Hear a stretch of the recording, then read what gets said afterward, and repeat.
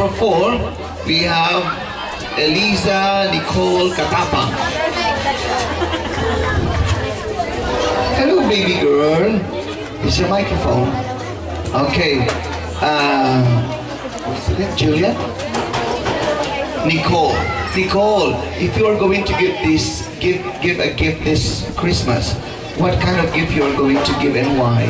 Kung magbibigay ka ng regalo sa sino mang gusto mong bigyan, anong gusto mong ibibigay na regalo at bakit?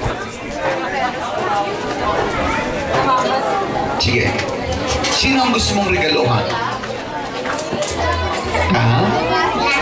Sinong classmate ang gusto mong friend ba? Friend? Dayan. Ah, si Dayan. Paano kung bibigyan mong gift kay Dayan?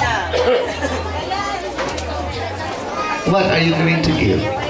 Anong ibibigay mong gift? Isip ka, dali, isip. Anong gift ang bibigay mo? Ha? Special mention of best friend. What? Wala. Pencil case. Pencil case? Bakit pencil case? Bakit pencil case? Para meron siya pag nag-aaral. Ah, okay. Meron ba siya nun? Wala. Ay, wala sa pencil case. Sasabihin natin sa mami niya, no? Aside from your gift. Thank you very much, baby Nicole. Alright, let's give her a hand. Okay, next.